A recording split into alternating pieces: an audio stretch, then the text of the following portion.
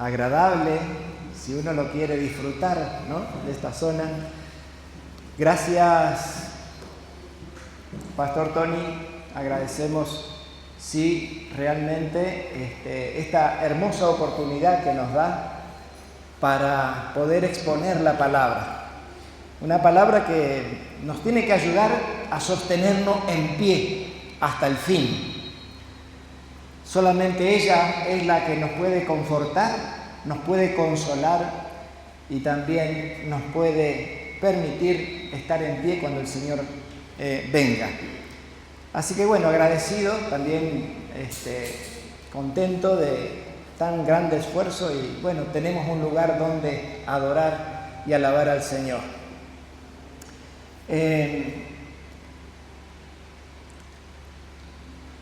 Creo que los que estamos aquí, todos me conocen, saben de dónde vengo, no necesito dar mucha explicación para eso. Quiero invitarlos para tener una palabra de oración, ¿sí? Los que quieren acompañarme, nos arrodillamos.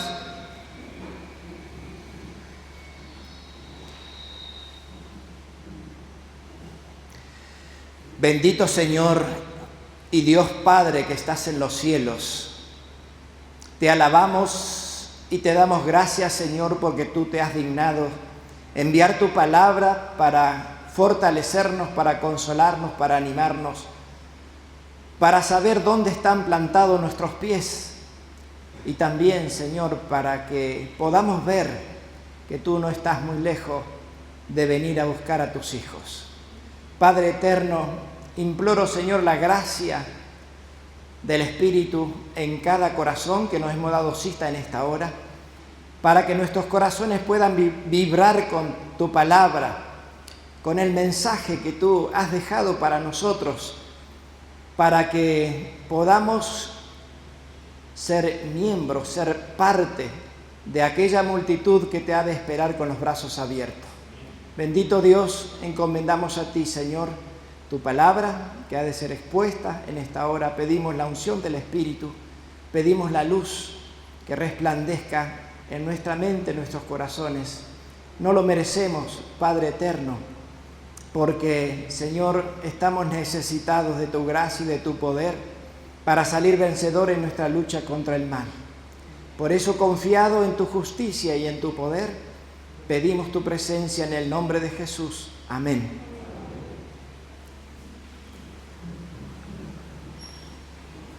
Bueno, antes cantamos ese himno 186, porque, bueno, es un himno que cada vez más tiene significado para mi vida, para mi experiencia cristiana, ya que hace unos 40 años que abrigo esta esperanza adventista y en estos últimos tiempos, escudriñando la palabra, como dice el tema de este encuentro, de este congreso, ¿no?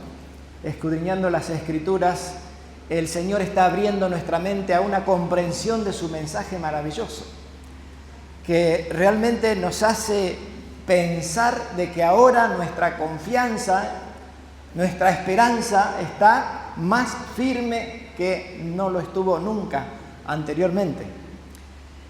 Y estamos con la iglesia allí en Mendoza estudiando estos temas de Apocalipsis, que es algo maravilloso, ¿no? Y quiero tratar de expresar o compartir cómo es la visión, la comprensión que estoy teniendo y desarrollando del libro de Apocalipsis. Voy a pedirles, si ustedes quieren acompañarme, en Apocalipsis capítulo 10, voy a leer los primeros versículos. En primer lugar, Apocalipsis capítulo 10. Allí dice: y vi otro ángel de fuerte descender del cielo, envuelto en una nube y un arco iris sobre su cabeza, y su rostro era como el sol, y sus pies como columna de fuego. Y tenía en su mano un librito abierto, y puso su pie derecho sobre el mar y el izquierdo sobre la tierra, y clamó a gran voz, como cuando un león ruge. Dice el versículo 5, voy a saltear. Y el ángel que vi en pie sobre el mar y sobre la tierra, levantó su mano al cielo y juró por el que vive para siempre jamás, que creó el cielo y las cosas que están en él, y la tierra y las cosas que están en ella, y el mar y las cosas que están en él, que el tiempo no sería más. Este capítulo 10, que como adventista conocemos así por lo menos superficialmente su comprensión, el propósito es ubicar en el tiempo, en la experiencia del movimiento adventista, la aplicación de este texto, de esta declaración, fundamentalmente porque en lo que tiempo que tenemos, corto, pero tratar de aprovecharlo bien, es entender plenamente el origen de nuestra fe. ¿Por qué creemos lo que creemos? ¿No? ¿Por qué estamos sosteniendo una fe que es tan singular y tan diferente al mundo? Y cómo poder en ella ser fortalecido para no tener vergüenza de proclamar este mensaje que va en contra de la corriente del mundo y cada vez va a ser más. Que cada vez tenemos que tener más fuerza para poder sostenernos en pie, porque la crisis que el pueblo de Dios tiene que afrontar es tremenda, es inmensa y no sabemos quién se va a sostener en pie. Por eso es necesario tener una experiencia profunda con este ángel poderoso que tiene autoridad sobre el cielo y la tierra, sobre el mar, sobre el mundo entero. Saber de que Él es el que tiene autoridad y con esa autoridad nos está impulsando, enviando a que nosotros demos testimonio de la fe que tenemos. Y para dar testimonio de nuestra fe tenemos que entender por qué creemos lo que creemos.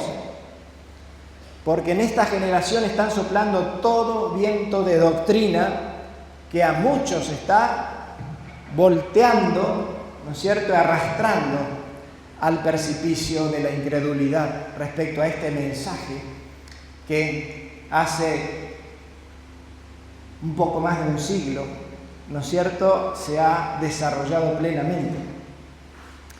Allí el origen de nuestro mensaje está, nosotros sabemos que nace, ¿no es cierto?, en aquel movimiento adventista en 1843 y 44, cuando el santo y seña que tenía eran hasta 2.300 tardes y mañanas, y el santuario será purificado. De esa manera se saludaban los hermanos.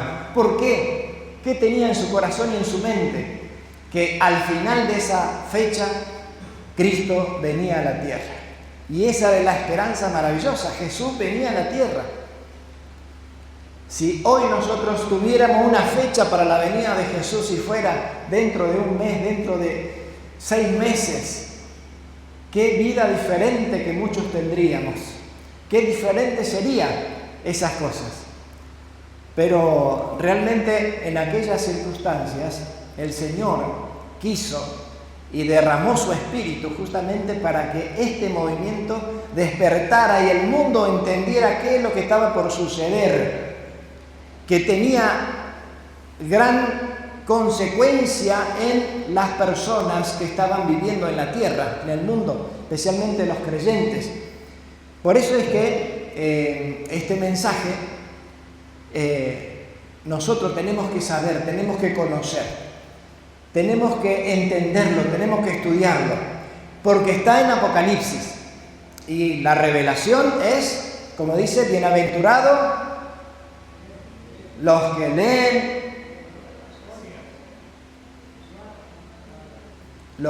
bienaventurados los que, no escucho bien, y los guardan, ¿no? La bienaventuranza está para todos aquellos que leen, que escuchan y que guardan las cosas que en ella que está escrita, porque el tiempo está cerca. Y hoy más que nunca el tiempo está llegando a su límite, a su fin.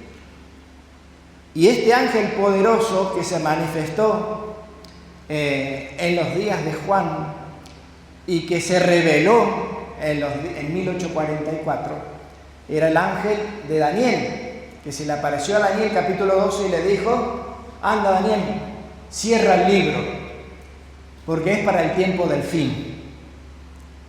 Y lo que se entiende del capítulo 10 de Apocalipsis, ¿no?, que nos está revelando el Señor, que el libro de Daniel que estuvo cerrado es el libro de Apocalipsis que está abierto, que está a la comprensión de todo estudiante de la profecía, lo puede entender con claridad, porque el Señor ya lo ha habilitado a las mentes que buscan la verdad a entender, a conocer este mensaje.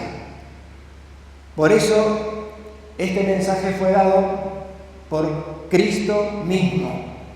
Él mismo se presentó ante Juan con esta profecía y determinó que al final de esos 2300 tarde y mañana, o 2300 años, que comenzó en el año 457 y concluyó en 1844, se terminó la profecía más larga de tiempo.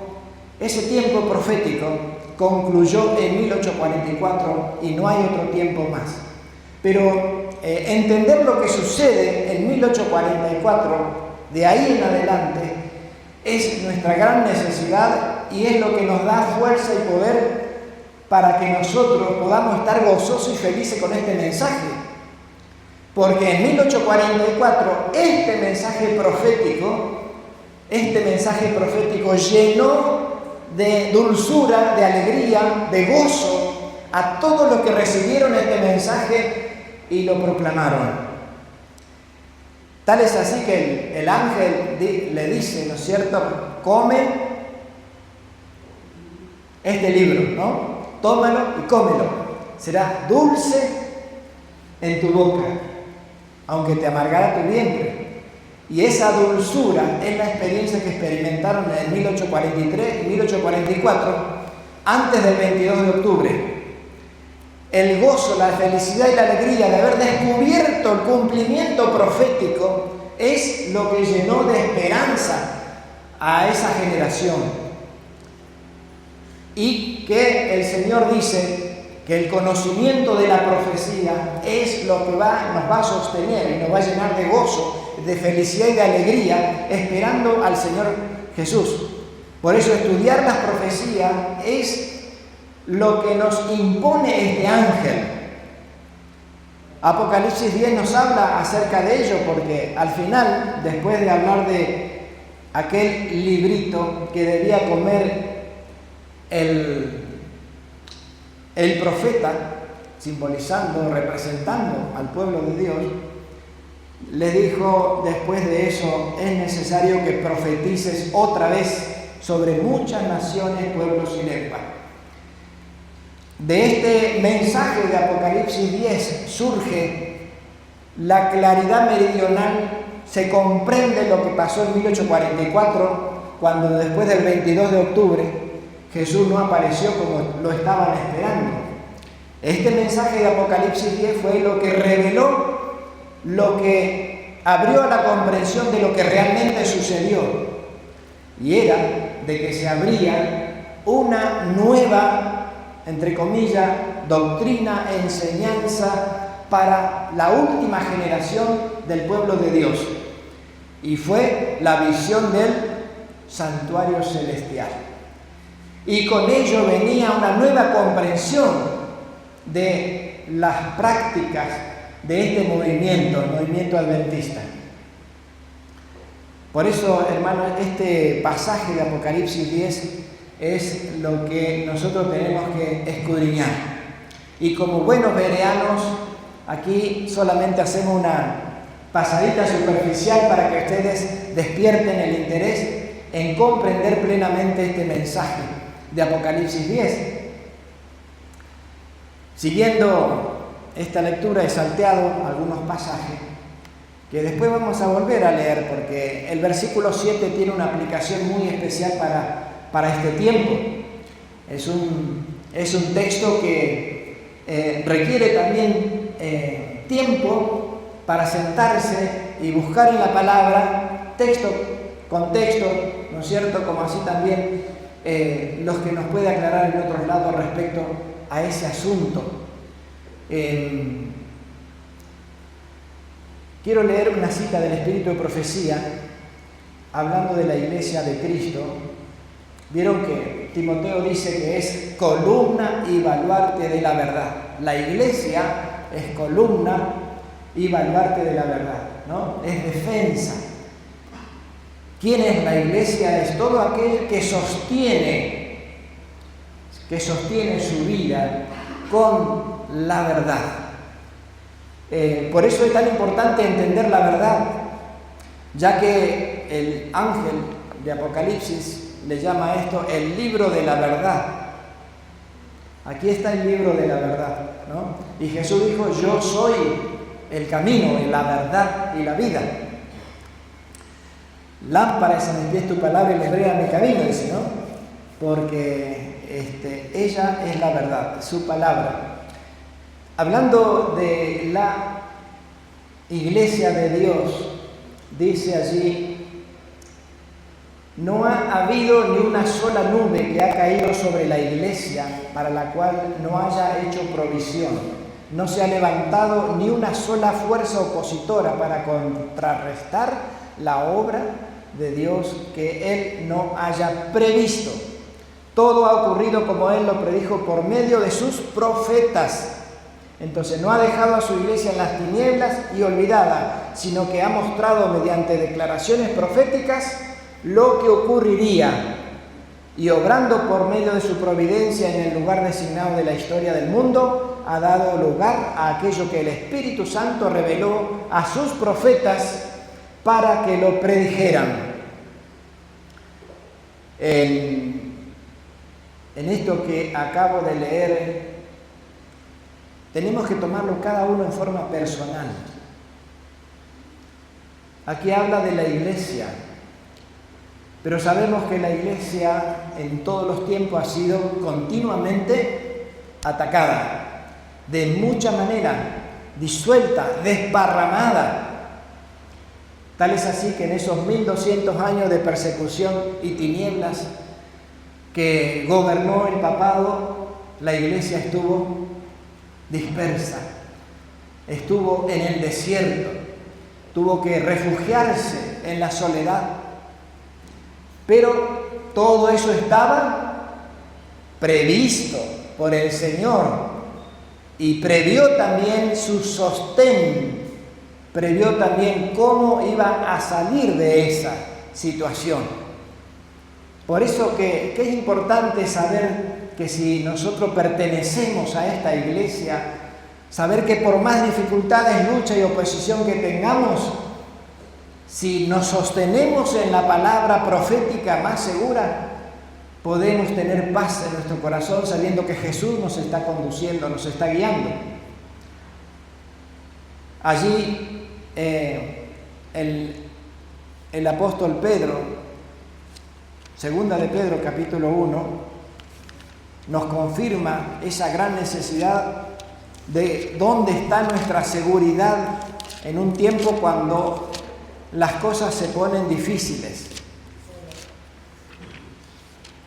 Segunda de Pedro capítulo 1 dice que además del testimonio que tienen los apóstoles que manifestaron aquí de que realmente el Señor es el Señor que se ha manifestado en carne, dice, tenemos además la palabra profética más segura. La palabra profética a la cual hacéis bien en estar atento como una antorcha, atento como una lámpara que alumbra en lugar oscuro hasta que el día esclarezca y la estrella de la mañana salga en vuestros corazones. La palabra profética es la más segura. ¿Cuántas veces nosotros confiamos en el testimonio de otras personas, ¿no es cierto? En el testimonio de verdaderos hijos de Dios. Pero a veces los testimonios no siempre apuntan a la verdad de Dios. Hay testimonios maravillosos, pero que pueden desviarnos, pueden hacernos tropezar. Por eso dice que la más segura es estar atento a la revelación profética, porque todo fue escrito con anticipación para que nosotros podamos estar confiados por dónde estamos caminando. En eso tenemos que tener nuestra seguridad. Nuestra fe tiene que estar fundada en esa palabra profética. ¿Y qué más que si nosotros hemos descubierto que este movimiento adventista, de lo que nació hoy la Iglesia Adventista del Séptimo Día, ¿no?, surgió justamente del cumplimiento de la profecía? Allí, después del chasco, el Señor abrió la mente, usó al hermano Iran Edson. Dice que él, después del desayuno, dijo: vamos a visitar a nuestros hermanos que también estaban tristes porque justamente el hecho de esperar a Jesús allí el 22 de octubre y no pasó nada, fue un chasco tremendo.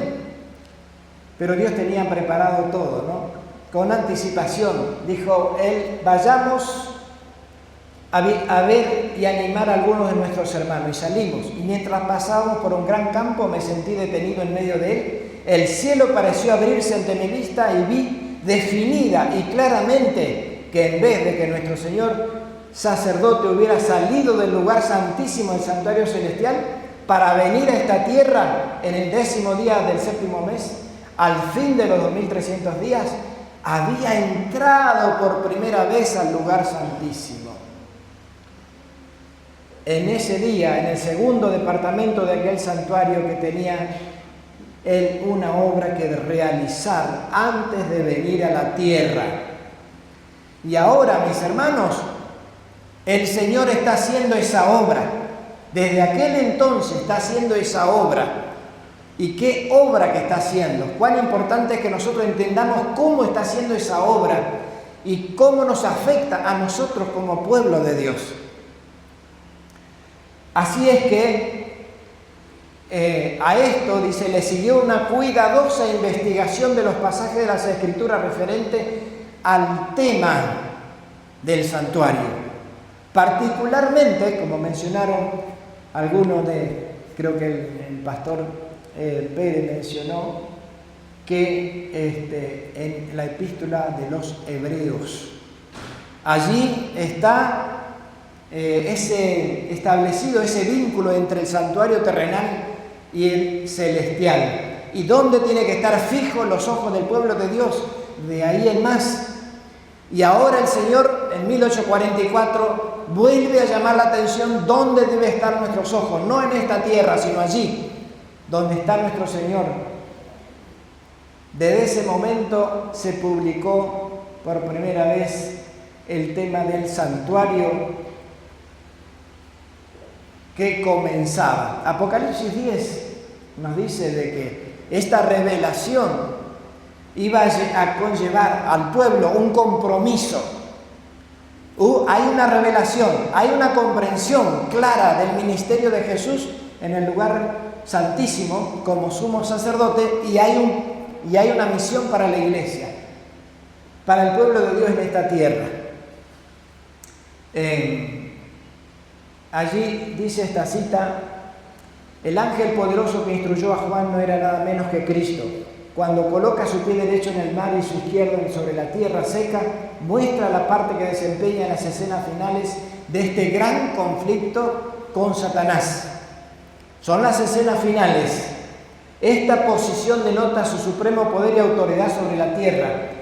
El conflicto se ha intensificado y agudizado de una época a otra y seguirá intensificándose hasta las escenas finales, cuando la obra magistral de los poderes de las tinieblas llegarán al máximo. Este conflicto va a crecer, va a aumentar, se va a poner más recia. Vamos a tener que poner en acción, en actividad toda la fibra de nuestra mente y de nuestro cuerpo para poder salir victorioso en esta lucha. No es menuda cosa el conflicto en la cual estamos viviendo y lo que va a venir todavía, mis hermanos. Por eso es tan importante estar bien enraizados, arraigados en Cristo, en estas revelaciones maravillosas de la profecía. Satanás, junto con los hombres impíos, engañará a todo el mundo y a las iglesias que no reciban el amor de la verdad. Amor a la verdad es la clave para poder evitar los engaños de Satanás. Amor a la verdad.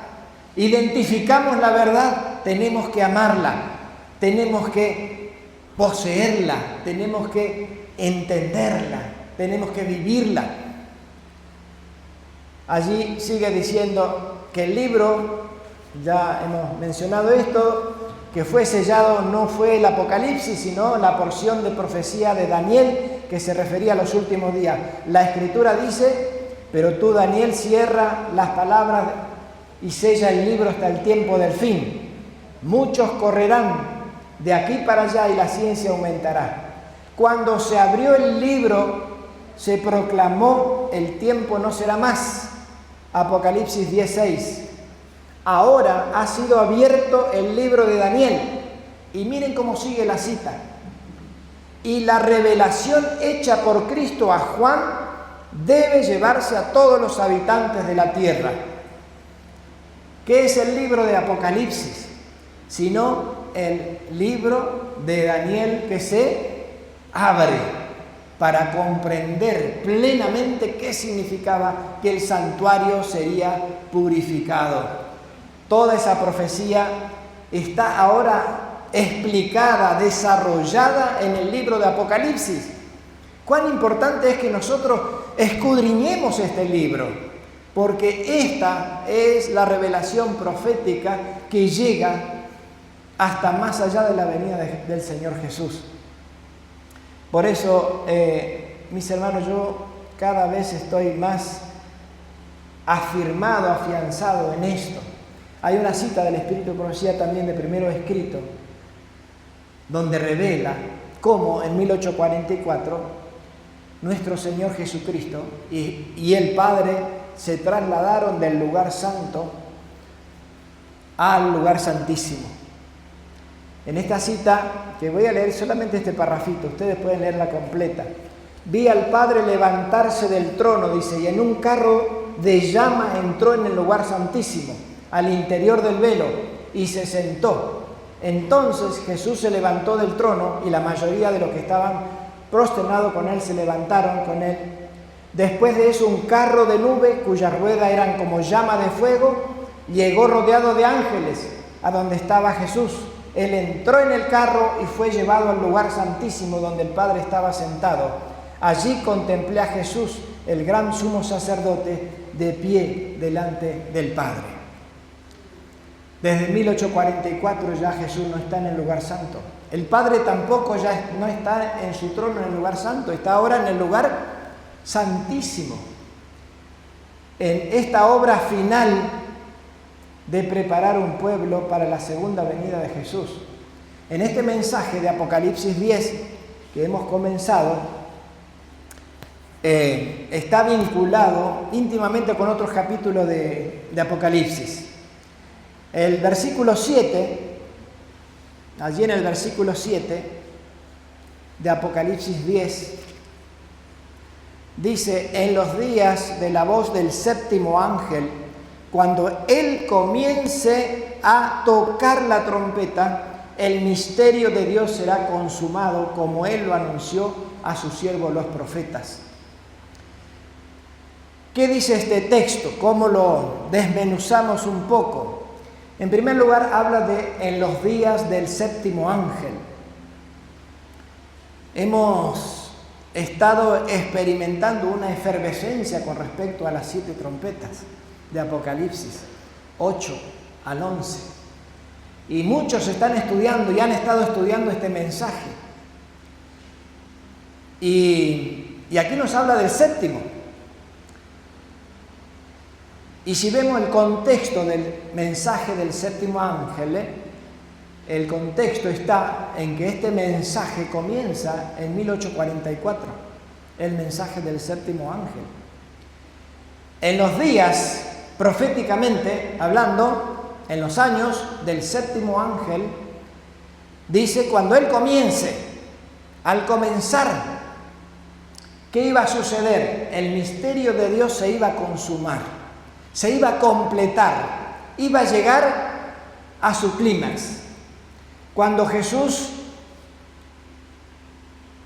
afianzó, o mejor dicho, concretó o selló el establecimiento del reino de Dios, del reino de la gracia, en la cruz del Calvario, Él dijo, consumado es.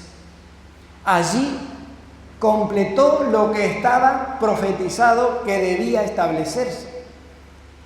En los días del séptimo ángel, el Señor va a consumar ese misterio que fue revelado a los profetas desde siglos.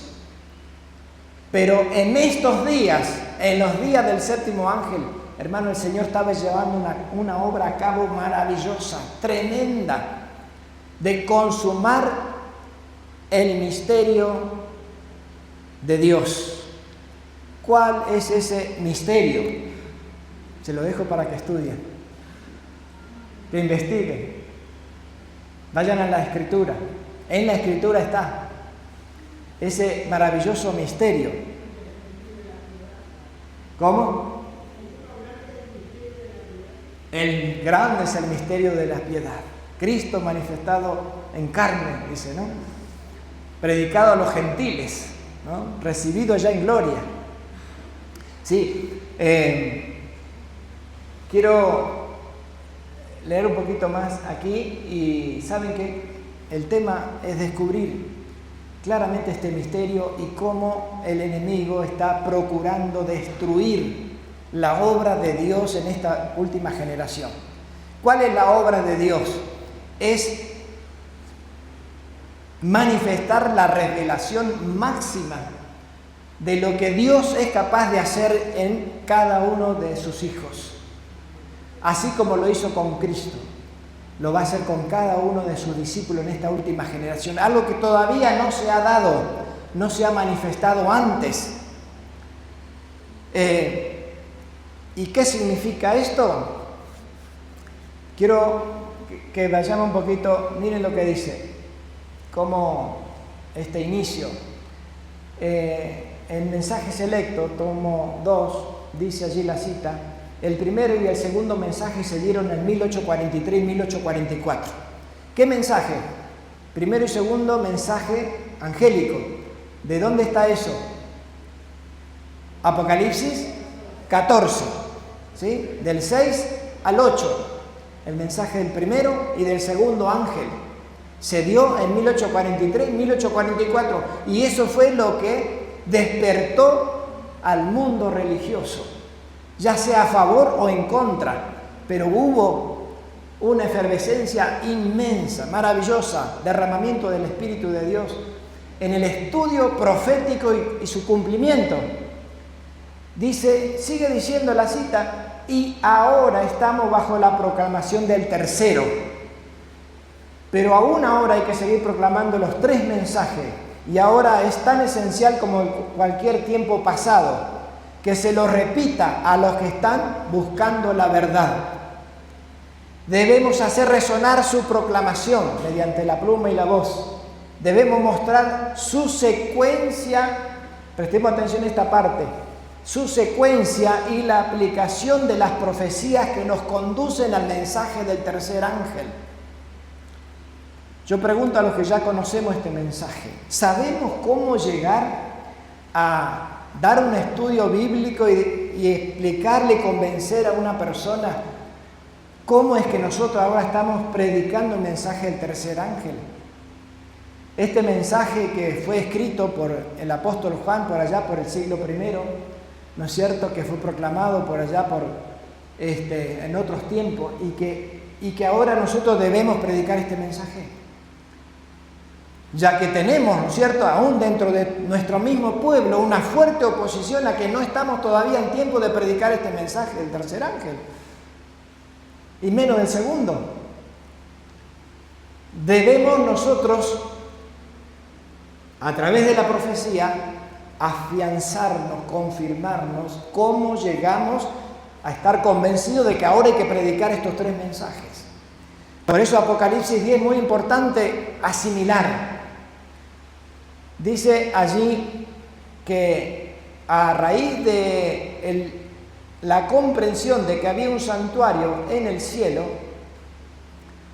comenzó el desarrollo de doctrinas que todavía el pueblo de Dios no la había entendido. Esas doctrinas, ¿no es cierto?, de los mandamientos de Dios, por ejemplo, de los 10 mandamientos. Cuando se vio la visión del santuario, que Jesús pasó al lugar santísimo, allí ¿qué había? Para los que conocen, ¿qué había en el lugar santísimo? El arca que contenía los 10 mandamientos. Allí estaba Jesús intercediendo por los que transgredieron estos mandamientos. Y en el arca estaba esa ley que se ignoraba hasta 1844. No se pasaba por alto, podemos decir, ¿no? Por eso guardaban el domingo en lugar del sábado, porque era tradición, era costumbre. Decían el día del Señor el domingo, primer día de la semana. ¿Por qué? Porque no había prestado atención a lo que ahora el cielo le estaba mostrando dónde tenía que estar los ojos. Porque venía justamente la prueba final para el pueblo de Dios. O sea que fue dado entonces para el pueblo de Dios ahora nueva enseñanza. La ley de Dios está vigente. Dentro de la ley de Dios está el cuarto mandamiento que dice que el día de adoración y culto no es el primer día de la semana, sino el séptimo. Fueron recibiendo una doctrina tras otra. También de allí se desprende estos tres mensajes angélicos de que los juicios de Dios vienen sobre la tierra. El tema de la segunda venida ya estaba, del juicio también, primero y segundo ángel también. Y ahora se suma el tercero. Y en el tercer mensaje hay una frase al final del mensaje. Primero viene la ira de Dios que ha sido vaciado puro sobre el cáliz de su ira y será atormentado, dice. El que adora a la bestia y su imagen. Hay que estudiar quién es la bestia y su imagen, ¿no es cierto? Y cuál es la marca que tiene en su frente o en su mano, para evitarlo, porque el que no lo evita y es arrastrado por el mundo a seguir ese camino, va a recibir la ira de Dios. Y Dios, para que se evite eso, nos manda ese mensaje. ¿Cómo concluye? Con Apocalipsis 14:12, que dice: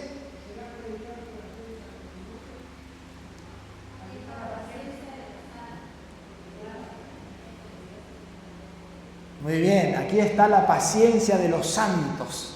¿Quiénes son los santos? Los que guardan los mandamientos de Dios y tienen la fe de Jesús. Ese es un tema que puede llevar años poder ir entendiendo, ¿no es cierto? Por eso es que hoy día el Señor está despertando a muchos de nuestros hermanos para estudiar el tema de la justicia por la fe. ¡Qué tema precioso! El tema de todos los temas, ese es el clímax de los temas del adventismo de hacer la demostración final del pueblo de Dios para esta última generación. Es lo que va a llevar al mundo a entregarse a Cristo y a vivir una experiencia de fe que obra por amor y purifica el alma. Por eso ese es otro tema que tenemos que nosotros poner nuestra atención en ello. ¿Qué dice la Escritura? ¿Cómo es? ¿Cómo entiendo? ¿Cómo lo entendieron también otros hermanos, ¿no? Pero sobre todo lo que está escrito. Aquí ustedes ven como 7 figuras, ¿no? Creo que representa a las 7 columnas. Estas 7 columnas de la fe fue el resultado de, justamente después del chasco, de la visión del santuario y lo que se fue sosteniendo, ¿no? Las doctrinas que se fue sumando. La doctrina de la justicia por la fe se manifestó en su plenitud ¿cuándo? En 1888. Muchos de nosotros estamos analizando lo que pasó en 1888, como las primeras gotas del derramamiento del Espíritu Santo fueron dadas y se tuvo que frenar. Ya el Señor quería venir para aquel tiempo, desarrollarse todas las profecías y venir, pero el pueblo no estaba dispuesto a recibir ese mensaje.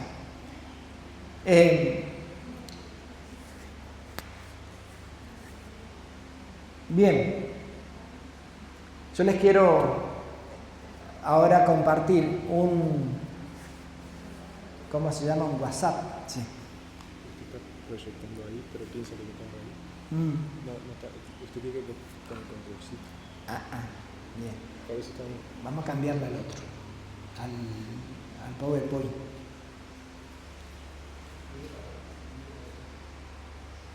Bien, quiero pasarle un PowerPoint, hermanos, que ya hace años lo he estado construyendo, hace tiempo, lo he compartido acá en parte, en otros puntos, pero que saben que esto nos ayuda un poquito en el marco de la secuencia profética después de 1844, cómo se fue desarrollando un poquito nuestro mensaje, a ver si es que, ahí está, ¿sí?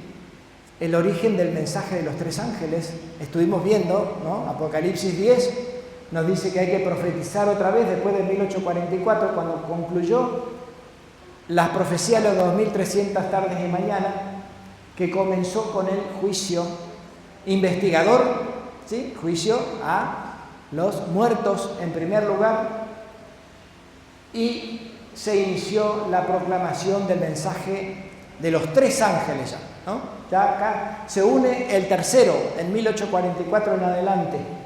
¿Cuál es el propósito de este mensaje?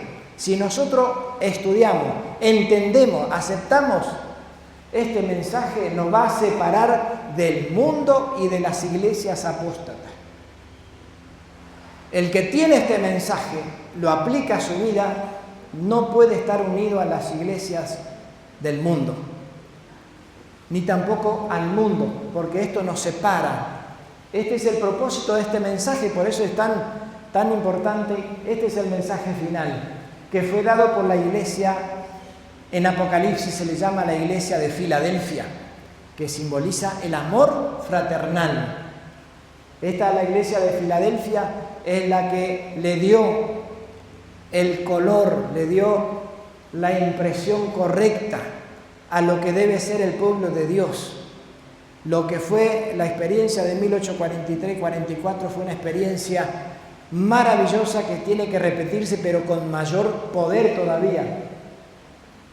Después fue dada la reforma pro salud también, como medio para aminorar el sufrimiento del pueblo de Dios y prepararlo para que pueda reflejar el carácter de Cristo. Preparar la mente y el espíritu. Solamente aplicando la reforma pro salud en nuestra vida vamos a poder tener percepción mental para poder avanzar con este mensaje. Lamentablemente, bueno, la iglesia se volvió tibia, ¿sí? Aunque el Señor quiso despertarla y reavivarla nuevamente, en 1888 este mensaje que Dios mandó a través de Vaughan y Jones fue rechazado, si no todo, parcialmente, ¿no? Solo algunos por allí estaban a favor, muy poquitos. La mayoría no lo aceptó. Por eso el derramamiento del Espíritu se frenó también, porque como decíamos aquí, es el Espíritu el que modela el carácter para la venida del Señor. para que cuando Jesús venga, vea en nosotros el carácter de Jesús, se identifique con nosotros y nos lleve con Él, ¿no? Se nos identifique como su familia, ¿no? Allí tenemos que la segunda venida de Cristo también se posterga y se produce nuevamente lo que pasó en 1844. ¿Cuál fue el propósito del chasco? El chasco fue un zarandeo tremendo, porque no todos los que esperaban a Jesús y deseaban que Cristo venga tenían las motivaciones correctas. Y hoy por hoy puede ser que muchos de nosotros tampoco tengan las motivaciones correctas. Por eso el Señor decide, debido al comienzo de la apostasía, también establecer escuelas misioneras independientes de la iglesia hasta ahora establecida. Y hay un mensaje en Apocalipsis 3:10 que está en el contexto del santuario, ¿no? ¿Qué dice Apocalipsis 3:10? Por cuanto has guardado la palabra de mi paciencia, yo te guardaré de la hora de pruebas que ha de venir sobre el mundo entero. Se viene en esta triple unión que estamos viendo, y gracias por los pastores y hermanos que han venido a exponer estos temas, ¿no es cierto?, sobre la triple unión religiosa que va a dar lugar a la ley dominical. Pero bueno, lo que nosotros estamos viendo ahora, y esto es nuestra lucha, ¿no? Nuestro problema como adventistas, llevando este mensaje, tenemos un problema tremendo con el rechazo de los testimonios y todas las revelaciones que se han dado, ¿no? Las falsas doctrinas, tirar abajo las columnas de nuestra fe, todo eso, la mundanalidad, de distintas maneras, es lo que se está oponiendo a este mensaje. Satanás está trabajando arduamente para que nosotros no estemos de pie cuando Cristo venga. Por eso, hermanos, si nosotros hemos empezado a militar en esta fila de la verdad, preparémonos, ¿no? Como se dice psicológicamente, que vamos a tener oposición, vamos a tener inconvenientes, vamos a tener problemas personal de nuestras debilidades y flaqueza, y también con otros, ya sea familia, iglesia, el mundo, la sociedad, ¿no?, los amigos. Pero el Señor tiene un mensaje para nosotros, ¿no? Y uno de los últimos mensajes para preparar a este pueblo es salir de las ciudades. Y amén que estoy escuchando tantas familias que están haciendo eso. Algunos ya han salido, otros están luchando para salir, pero están queriendo cumplir la voluntad del Señor para este propósito. Allí finalmente el Señor nos muestra que estamos al borde de una ley dominical, ¿cierto? Aquí estamos escuchando en este mensaje cuán cerca estamos de esa ley dominical. Y quiero avanzar un poquito más en esto de la ley dominical, que primero es en Estados Unidos, ¿no?, como está escrito en los escritos del Espíritu de Profecía. Y cuando esto suceda, el mundo ya no va a ser como ahora. Ya la tranquilidad que por ahí más o menos estamos poder disfrutar hoy día, no sé si nos vamos a poder estar moviendo como hasta ahora de tantos países, ¿no es cierto?, de venir a hacer encuentros de este tipo. Porque esto va a coartar bastante el movimiento, pero ahí es donde tenemos que sostenernos con nuestro Señor, ¿no? Se viene también, el pueblo de Dios sabe que esta es la última prueba. Antes de ser sellados para la redención, esta generación va a tener que pasar esta prueba final. Y dice que va a ser una prueba terrible, que nosotros no nos imaginamos. Si el COVID fue terrible para algunos, esto dice que va a ser peor todavía. Y la ley dominical universal luego. ¿Sabe que esto ya se está cumpliendo, no? Lo vimos con lo que estaban diciendo los pastores. Yo no quise decir lo siguiente, pero hemos recibido noticia últimamente que también en el país del Salvador, Nayib Bukele también está haciendo esa misma unión, ¿no? Protestantismo con el Estado. Hay una afinidad, hay una familiaridad, hay convocaciones, reuniones. Y ahora, no sé, hace 2 semanas o la semana pasada, también acá en Argentina, nuestro presidente también está haciendo reuniones con los evangélicos. Una de las últimas noticias, no la traje aquí, es que ha convocado al 70% de los evangélicos y ha establecido también el día de oración, de la misma manera como... Y sabemos el vínculo que hay, tanto de El Salvador como Argentina, el vínculo que hay con Estados Unidos. Están siguiendo el mismo programa.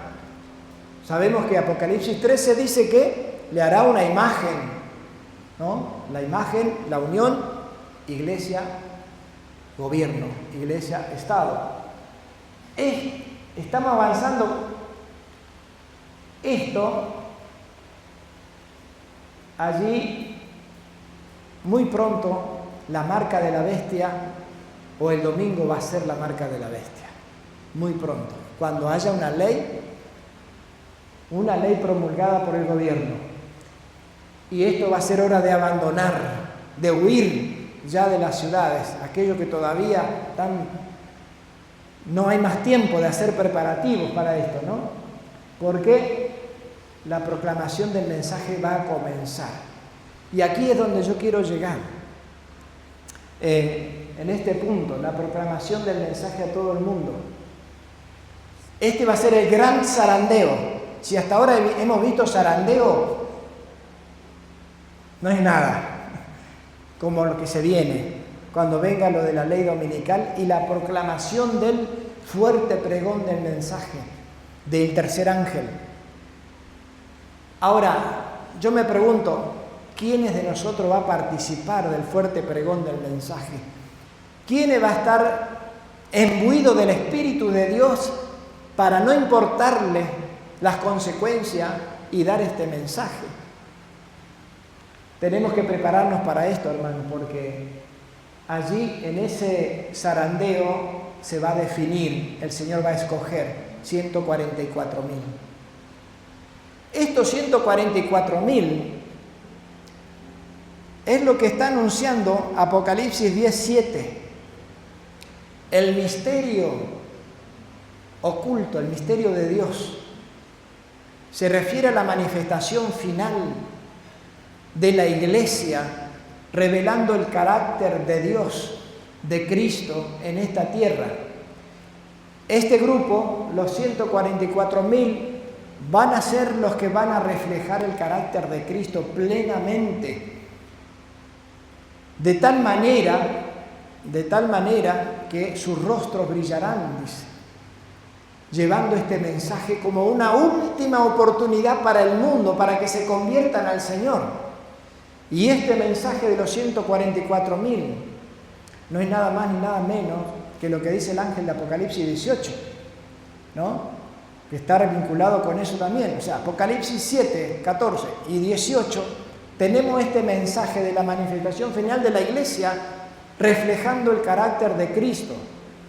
Esta luz que ha de iluminar la tierra con su gloria no es más que el carácter de Dios.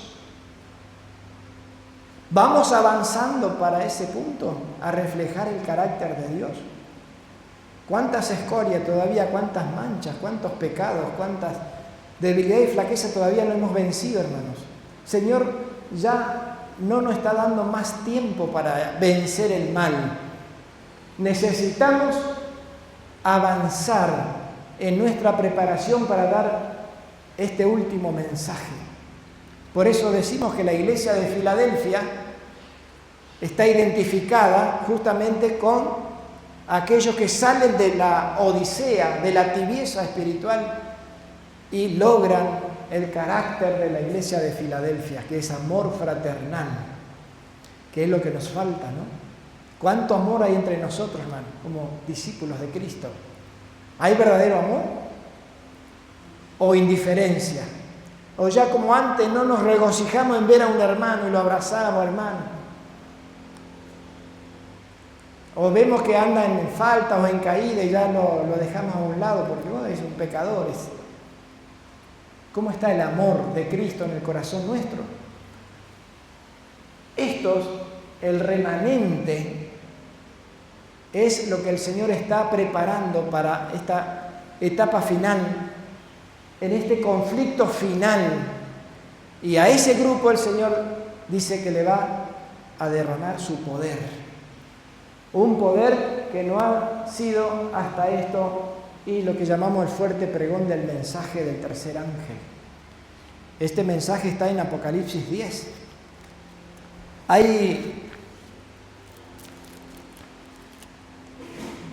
Todo esto tiene que ver, está centrado, hermanos, en las declaraciones proféticas.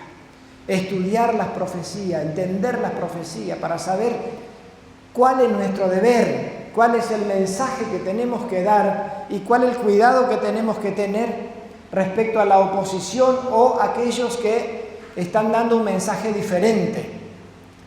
Está escrito con claridad lo siguiente. Dice: Satanás, junto con los hombres impíos, engañará a todo el mundo y a las iglesias que no reciben el amor de la verdad. Aquí viene la obra de Satanás, a la cual nosotros tenemos que enfrentar. ¿De qué manera trabaja Satanás? Bueno, una de las cosas últimas que dice, a ver si lo veo acá, y que nosotros lo podemos ver, confirmar, porque la profecía lo dice todo. Me he pasado unas cuantas citas muy interesantes sobre este punto, ¿no? Y tiene que ver con las señales. El pueblo de Dios siempre avanzó en el cumplimiento profético. Por ejemplo, ya desde el comienzo, en 1833, donde se dio la caída de las estrellas, 1780, anteriormente, ¿no? 1833, la lluvia de meteorito. Eso fueron señales que prepararon al mundo para empezar a estudiar la palabra, la profecía. Después tenemos 1840.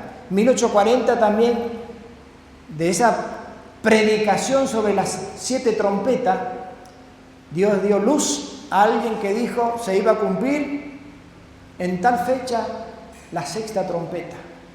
Y así fue. Y dice el Espíritu de Profecía que eso dio un impulso enorme a la proclamación de los mensajes del primero y segundo ángel. Y luego sigue justamente el impacto que produjo la predicación del mensaje del primero y segundo ángel, con aquella iglesia que estaba despojada del todo peso y del pecado y salía a proclamar el mensaje. Ahí vemos que en 1844 el chasco lleva a un nuevo comienzo. Pero lo que sucedió en 1844, el 22 de octubre, también fue un hito, fue una columna, una fecha clave en el movimiento del pueblo de Dios. Y que es importante que estos puntos uno los tenga firme. Porque el enemigo, ¿qué hace?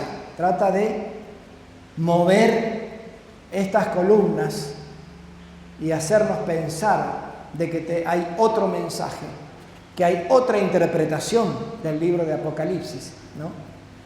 Pero nosotros no nos podemos mover de lo que ha sido cumplido en la historia.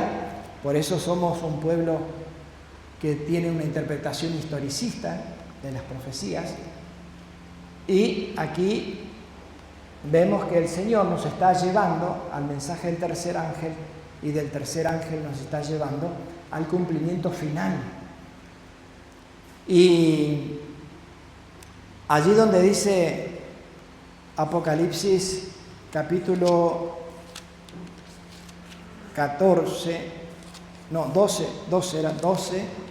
17, Es muy conocido. ¿Alguno lo puede repetir?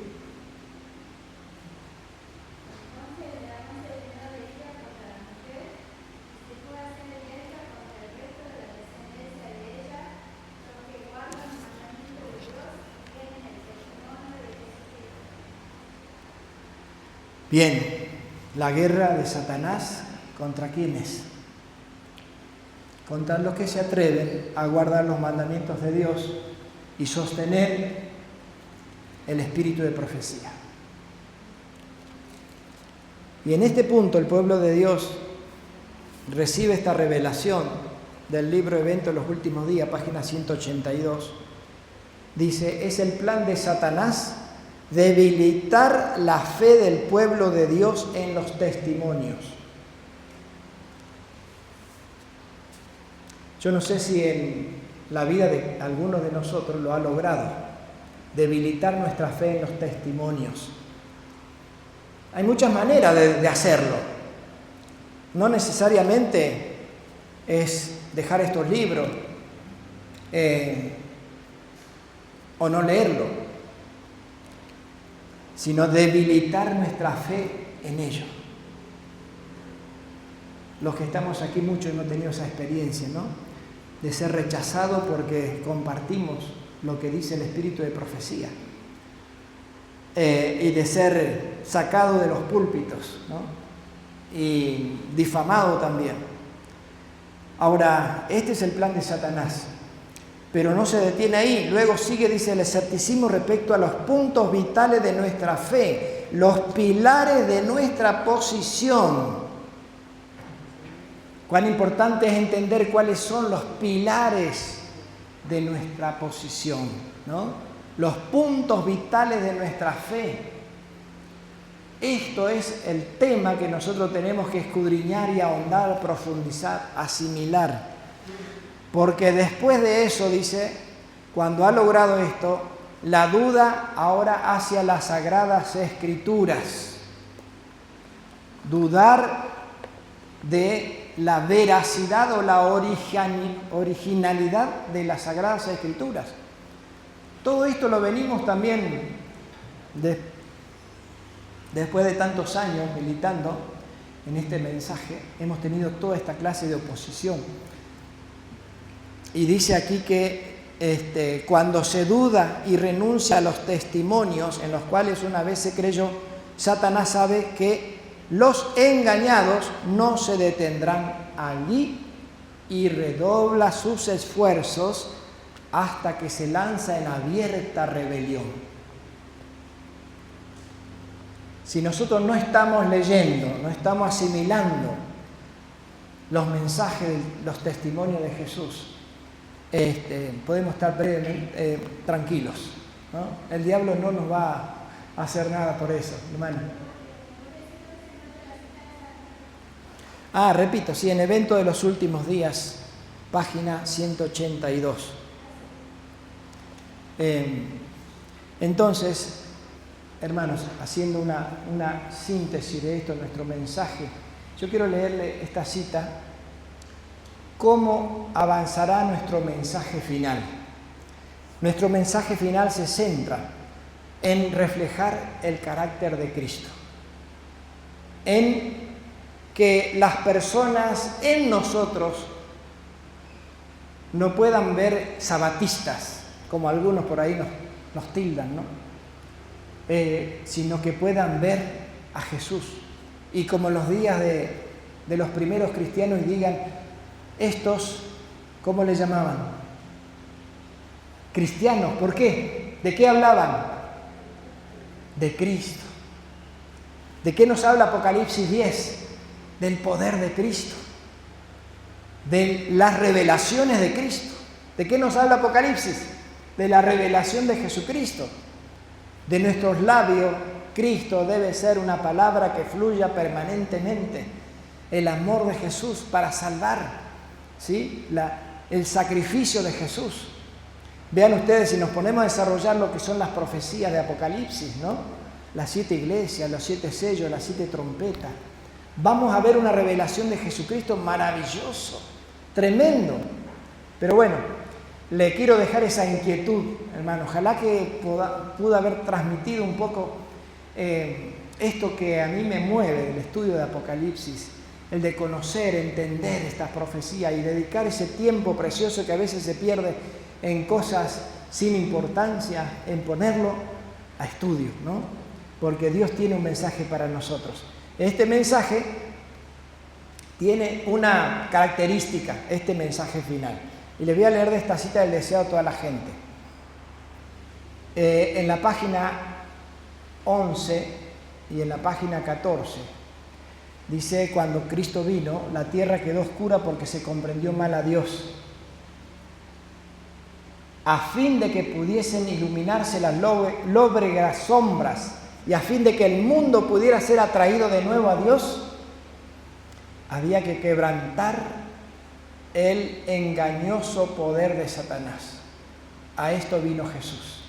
Y a esto viene nuevamente la manifestación plena del Espíritu Santo, a poder quebrantar el engañoso poder de Satanás en tu vida, en la mía, en el pueblo de Dios. Esto no podía hacerse por la fuerza, dice. El ejercicio de la fuerza es contrario a los principios del gobierno de Dios. De eso es lo que estamos viendo, ¿no es cierto? Lo que está haciendo el nacionalismo cristiano. ¿Qué está haciendo? Está buscando la manera de ejercer la fuerza para llevar adelante el Evangelio. Pero esa es la manera como Satanás lleva adelante el Evangelio. Aquí dice que Dios desea tan solo el servicio de amor, y el amor no puede ser exigido, no puede ser obtenido por la fuerza o por la autoridad. El amor se despierta únicamente por el amor.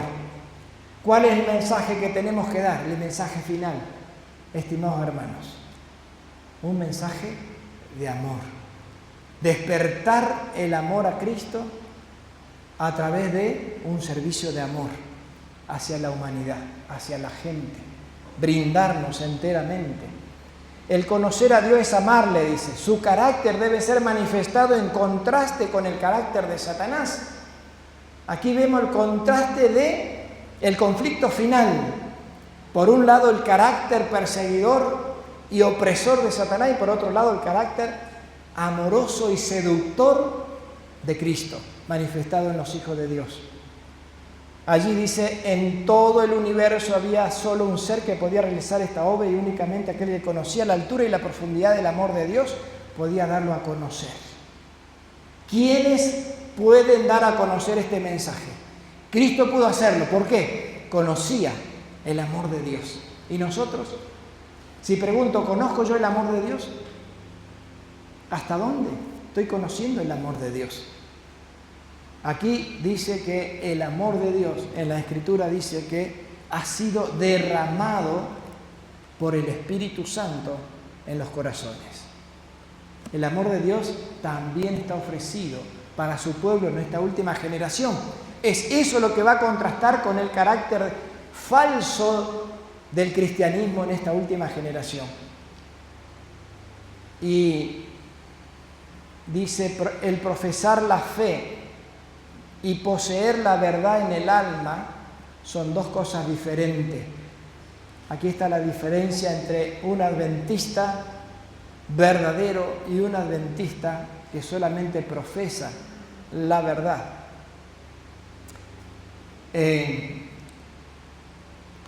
Para aquellos que nos acusan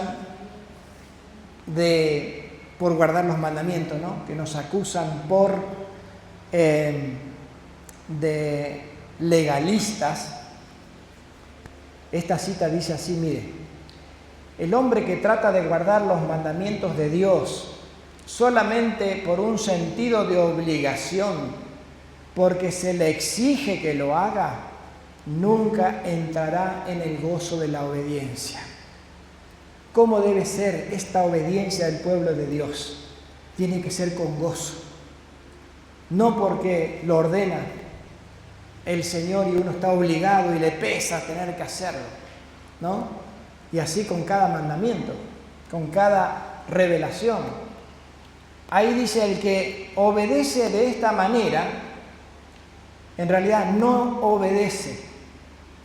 cuando los requerimientos de Dios son considerados como una carga porque se oponen a la inclinación humana, podemos saber que esa vida no es una vida cristiana.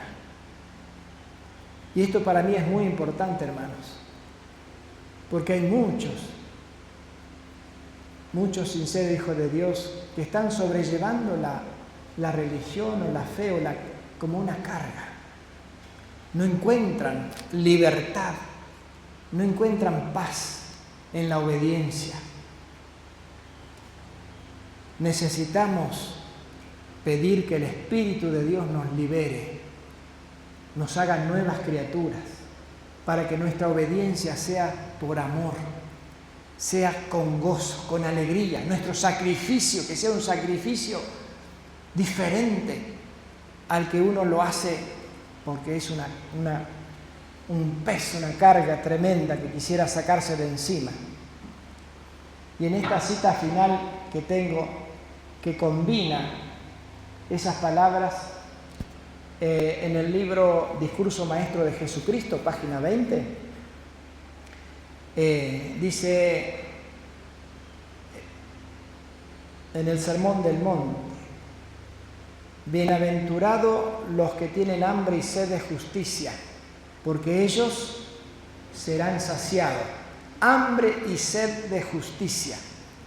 Este es el mensaje final. Hambre y sed de justicia.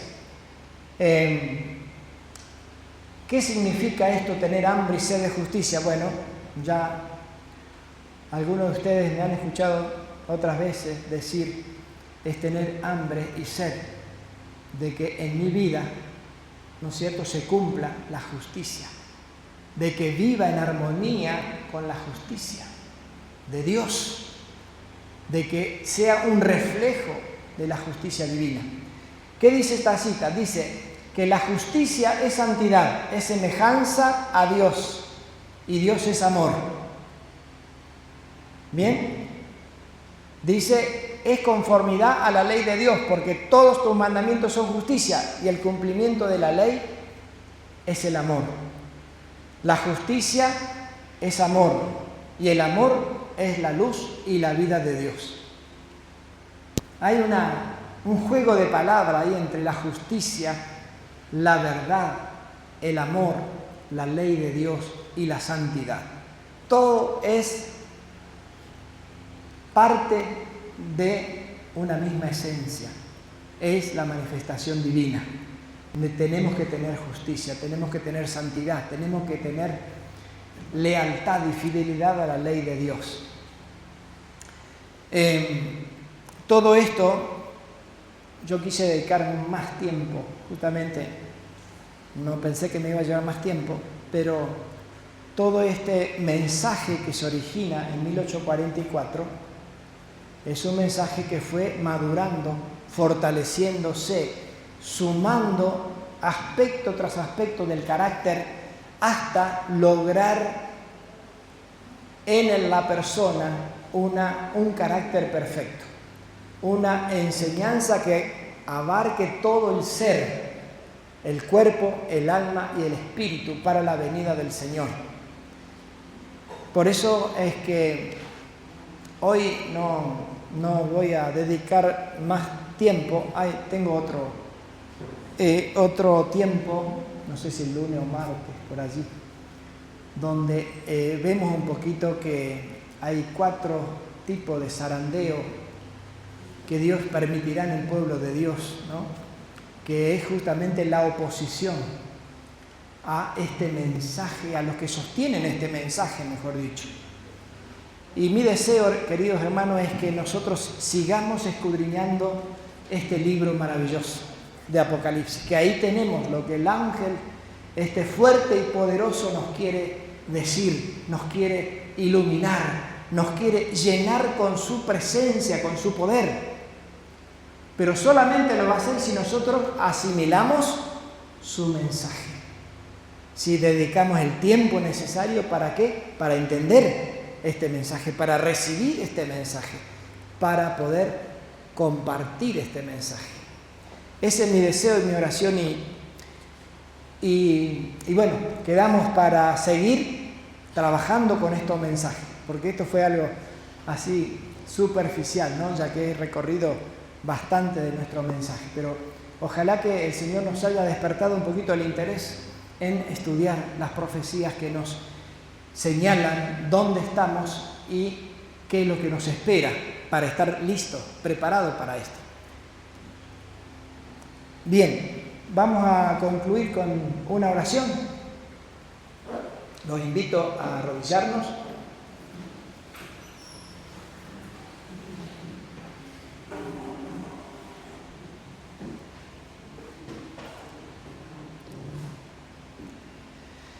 Bendito Dios y Padre eterno que estás en los cielos, te damos gracias esta tarde, Señor, porque tú te has dignado en revelarnos cosas celestiales, cosas maravillosas que hombre alguno no puede sacarlo de ninguna otra parte. Gracias, querido Dios, porque tú también, Señor, has dado tu vida en la cruz del Calvario para que hoy nosotros tengamos este privilegio de la redención, del plan de salvación manifestado en tu palabra y que ha de concretarse finalmente en esta última generación. Querido Dios, deseamos, anhelamos, Señor, que la manifestación de tu Espíritu sea poderosa en nosotros y que podamos seguir bebiendo más y más de esta agua espiritual que refresca nuestra alma y nos llena de tu presencia, de gracia y de poder para vivir una vida consecuente a la luz que tú nos estás dando. Bendice a cada uno de mis hermanos, Señor, fortalece su fe y llénalo de tu presencia, de tu espíritu, de tu palabra, para que podamos, henchidos con esta gran revelación divina, profética, poder llevar este mensaje a un mundo que perece por falta de luz, por falta de conocimiento, por falta del Espíritu de Cristo. Humildemente rogamos esta gracia en el nombre precioso de Jesús. Amén.